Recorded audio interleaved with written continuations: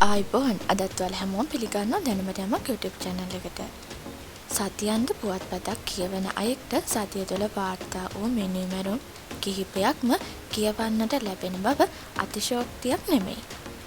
බොහෝ අවස්ථාවලදී ඉතාමත් සාහසික අයුරින් අදාළ මිනිමරුම් සිදු කර ඇත්තේ ක්ෂණික කෝපය හෝ අඬදඹරයකදී ඇති වූ උණුසුම් තත්ත්වයක් මත නොවැදගත් හේතුවක් නිසා බව පැවසීම වරදක් නැහැ. දිනෙන් දිනම ඉහළ යන මිනිමැරුම් ප්‍රමාණය පෙන්නුම් කරන්නේ මනසින් උසස් යයි සැලකෙන මිනිසා ක්‍රමක්‍රමයෙන් පරිහානිය කරා ගමන් ගන්නා ආකාරය තමයි. ඩිස්කවරි නාලිකාව නැරඹීමේදී මුවෙක් දඩයම් කර ගැනීම සඳහා ඔවුන් පසුපස දූවිලි වේගයෙන් හඹා යන චීටාවන් මෙන්ම සුදු පෙන කැටි නංවමින් කඩා හැලෙන දිය ඇල්ලක් අසල සැමන් මසුන් ඇල්ලීමේ යෙදී සිටින බලසොන්ද ඔබ දැක තිබෙනවාට සැකයක් නැහැ. බොහෝ විට සතුන් තවත් සතෙකු මරණයට පත් කරන්නේ තම කුසගිනි නිවා ගැනීම පිණිස. නමුත් සත්ව විද්‍යාඥයන් පවසන්නේ කුසගිනි හැර වෙනත් විවිධ හේතුන් මත මිනිසුන් මෙන්ම සතුන්ද තමන්ගේම වර්ගයා මරණයට පත් කරන බවයි. බොහෝ විට කුරුමිනියන්, මකලුවන් හා ගෝනුස්ස විශේෂ අතර ලිංගික පරුෂදානය දක්නට ලැබෙනවා.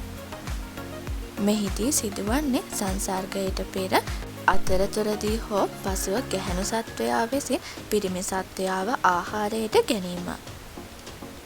ලිංගික පරුෂදානය ඉහළින්ම සිටින සත්ව විශේෂය ද්විත්වයක් ලෙස චීන මැන්ටිස් සහ කළු වැන්දඹු මකලුවා සඳහන් කරන්න පුළුවන්.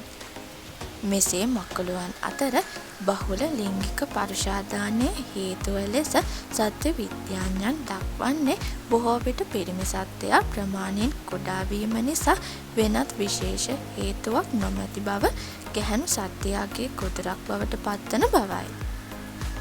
මෙයට අමතරව මත්ස්‍යයින් අතරද තමන්ගේ වර්ගයා මරණයට පත් කිරීම දැක ගැනීමට හැකියාව ලැබෙනවා.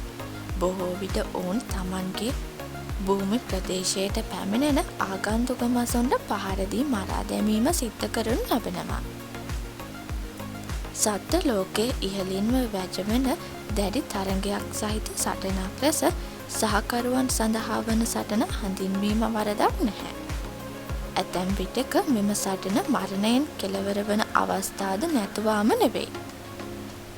පර්යේෂකයන් පෙන්වා දෙන්නේ පැණිකුරුළු විශේෂ සතු හීනි තුඩ මල් පැණි උරාවීම සඳහා පමණක් නොව සහකරුවන් තෝරා ගැනීම සඳහා වන සටනේදී තමන්ගේ විරුද්ධවාදියාට එරෙහිව ප්‍රබල ආයුධයක් ලෙසද යොදා ගන්නා බවයි. මීට අමතරව තමන්ගේ නායකත්වයට තර්ජනයක් වන විටද මරණයට පත් කිරීමට ඇතැම් සත්ව විශේෂ කටයුතු කරනවා. ඒ අතරින් බලල් පවුලේ අය විශේෂයි. කුඩා රංචු වශයෙන් ජීවත් වන සිංහයන් තම රැළට ජවයෙන් වැඩි සත්වයෙකු එක්කර ගැනීමට අකමැති වීම නිසා සිංහ පැටවුන් මරා දැමීම සිද්ධ කරනු ලබනවා. මෙම අවාසනාවන්ත ඉරණමට වැඩි වශයෙන් ගොදුරු වන්නේ මාස 9ක් හෝ ඊට අඩු වයසෙන් යුතු සිංහ පැටවුන්. සත්ව විද්‍යාඥයන් පෙන්වා දෙන අන්දමට අනෙක් සත්වයින්ට වඩා වඳුරු විශේෂ අතර තම වර්ගයා මරා දැමීම බහුලව සිද්ධ වෙනු ලබනවා. සංඛ්‍යාත්මකව සලකා බැලුවහොත් එය අනෙක් සත්ව විශේෂවලට සාපේක්ෂව 8 ගුණයකින් වැඩි. එසේම චිම්පන්සීන් අතර මෙම තත්ත්වය පැහැදිලිව හඳුනාගත හැකි වෙනවා. මේ සඳහා බලපාන ප්‍රධානම සාධකය වන්නේ ආහාර සහ භූමි ප්‍රදේශය සඳහා වන තරඟය.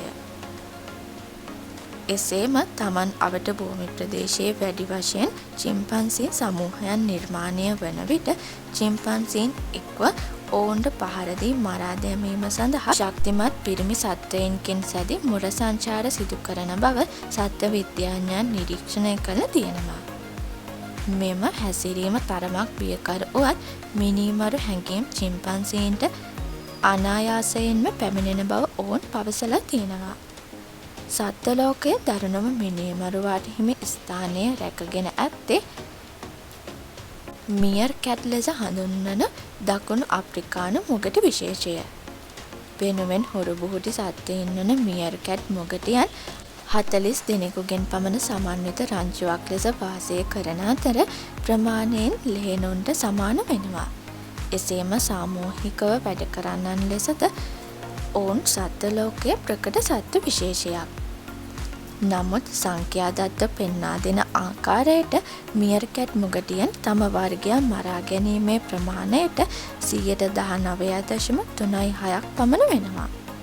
එසේම දැනට අනාවරණය වී ඇති ආකාරයට සත්ත්ව විශේෂ 1000කට අධික ප්‍රමාණයක් තම වර්ගයා මරා දැමීම සිදු කරනු ලබනවා. දරුණුම මිනීමැරුවා ලෙස මියර් කැට් වැජබෙන විට ඔවුනොවුන් මරා ගැනීම බොහෝම කලාතුරකින් සිදු කරන සත්ත්ව විශේෂ ලෙස හඳුනාගෙන ඇත්තේ තල්මසොන්, වවුලන් සහ හාවන්. එසේම පර්යේෂණ මගින් හෙළවී ඇති තවත් කරුණක් වන්නේ මිනිසුන් මෙන් නොව සතුන් තමන්ගේ වර්ගයා මරණයට පත් කිරීම සිදු කරන්නේ ඔවුන් කුඩා කාලයේදී බවයි.